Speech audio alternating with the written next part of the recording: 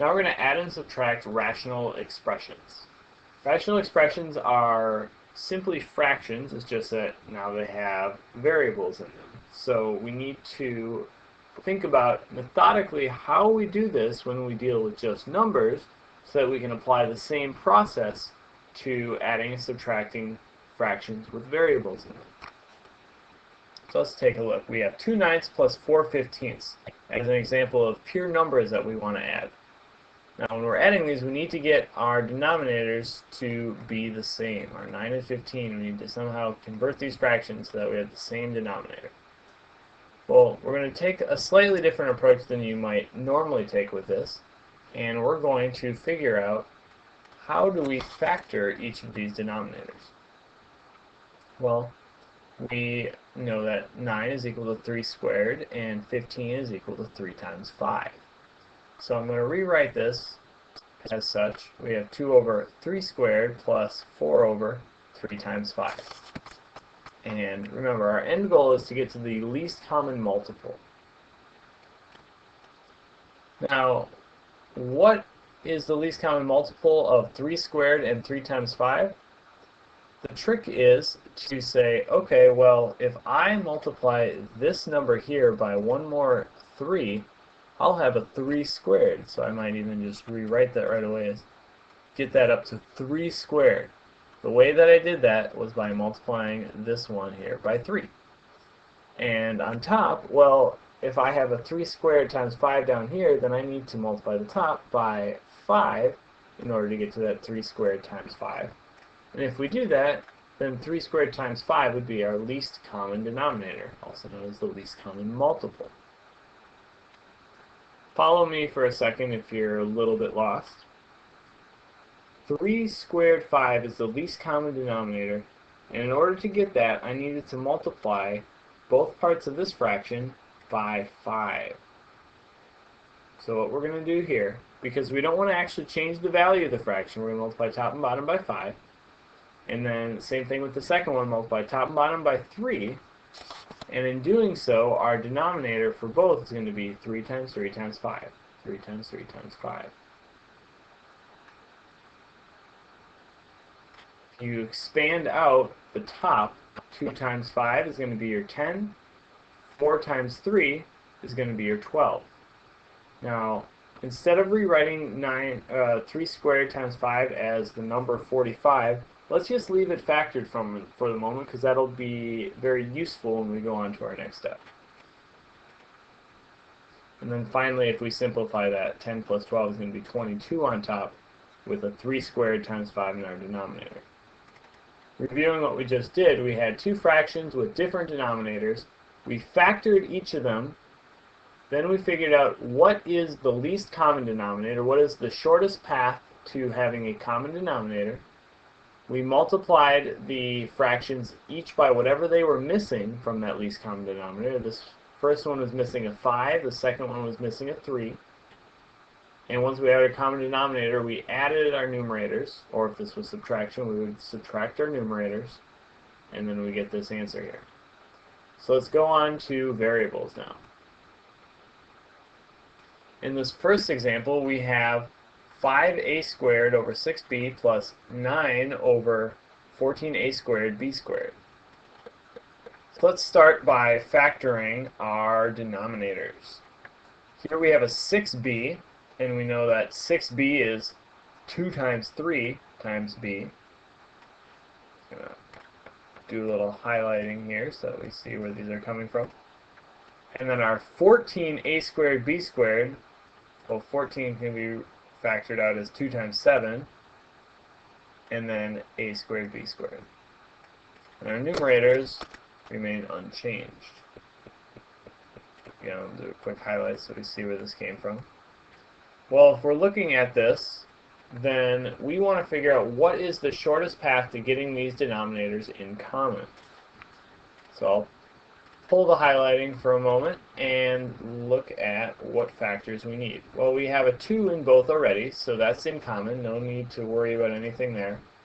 But we have a 3 here, which is different than a 7 over here. We have a b over here and a b squared, so we'll need we need one more b, and then the a squared, we're going to need an a squared over on the other side to make that number work there. Switch that color. One more time. One more time. There we go. So our common denominator is going to be 2. We're going to have a 2. We're going to need a 3 and a 7, since we need to represent both of those there. A 3 and a 7. I'll highlight these as we go so we have the consistency.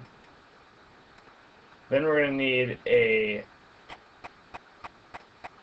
an a squared, which we have in the gray, and then finally a b squared, which we have represented in the blue, or in the green. So these parts here all form our least common denominator. So in order to get that on the left side, we have quite a bit of work to do. We have to multiply by quite a few things. We'll start out with, well, we don't have a 7, we don't have the a squared, and we don't have one of the b's. So a 7 a squared b is what we're going to multiply top and bottom by for the first fraction. For the second one, we're missing the 3, but other than that, we're pretty good to go. So we really just have to multiply top and bottom by 3 to get to that least common denominator. So if we do the math on this first one, we have a 5 times a 7, which is 35. We have an a times an a squared, which is going to be a cubed, and then we have a b. So 35 a cubed times b. Plus 9 times 3 is going to be plus 27. And our denominator, just as we had before, is going to be 2 times 3 times 7 times a squared times b squared, just what our least common denominator is. And so finally, it looks like there isn't anything simple that we can cancel out. So let's just rewrite it with our denominator fully expanded. Our top will be just as we have, 35a cubed times b plus 27 all over. That will expand out to 42 a squared b squared. And that's it. So let's go to our next example. We have x plus 10 over 3x minus 15, that whole fraction, minus 3x plus 15 over 6x minus 30. First step, we're always going to start out with some factoring. In our first fraction, our denominator, we can take a 3 out of both 3x and 15. So that's going to leave us with a 3 out front, and then an x minus 5 left in the parentheses in our denominator. We'll leave our numerator as is. On the other side, we're going to have 6 that we can take out of both of these terms. So we'll have a 6 out front, which I factored as 2 times 3 already, and then an x minus 5 in the parentheses. Now looking at this, let's go ahead and talk about what we already have. We have an x minus 5 in both of our denominators, so that's good. We have a 3 in both of our denominators, so that's a good step. The only thing that we don't have in both is this 2. So in order to get that, we're going to have to multiply top and bottom of this first fraction by 2, and otherwise we should be good to go. So our least common denominator is going to be 3 times 2 times x minus 5. So now that we have that, multiply top and bottom by 2 on this fraction, and the other one should be left alone because there's nothing that we need to do to get to our least common denominator. It's already there. So on the left side, we'll expand this, and we'll get the 2 times the x to get 2x, and 2 times the 10 to get plus 20. So we'll write it on one line first, and then expand that out. So we'll have the 2x plus 20, and then on the other side, minus, we'll distribute our negative. That's one thing to be very careful of whenever you're subtracting rational expressions, is that this negative sign needs to get distributed to both parts of the second fraction. Both pieces of this need to receive that negative. So Once we do this, we're going to have minus a 3x minus 15. And again, our denominator didn't change the whole way through. Once we have that, we can clean up our top. We have like terms. We have a 2x and a negative 3x, so that'll just be negative x. We have a 20 and a negative 15, so that'll be a 5. So we'll have negative x plus 5, or 5 minus x if we choose to write it that way, over 2x, or 2 times 3 times x minus 5. Well, you might think, okay, well, I'm not quite done here. I can actually simplify this a little bit.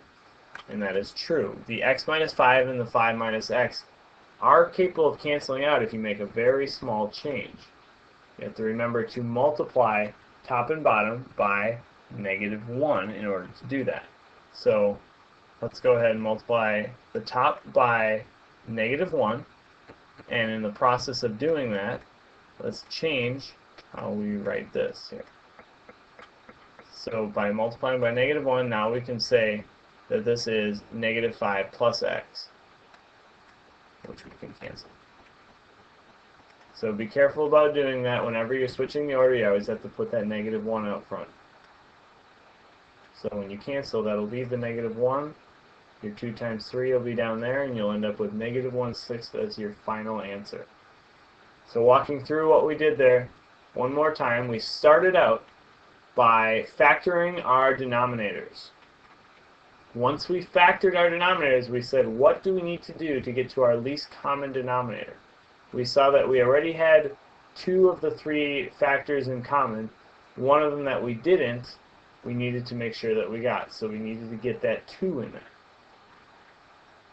Once we knew what we needed, then we said, what's missing from the least common denominator in this one? Well, it was the 2.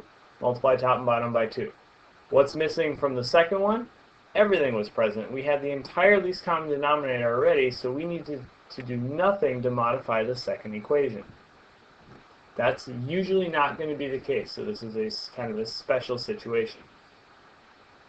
Once we have that, we rewrote it with parentheses so that we could see that that minus sign does in fact distribute to that entire second equation on the top. While we did that, we distributed the negative sign on top. We distributed this 2, so we have 2x plus 20, negative 3x minus 15.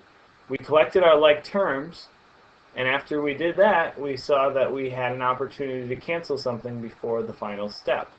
However, in order to cancel it, we needed to flip the order. When we flip the order, we always multiply by a negative 1, and then we simplify.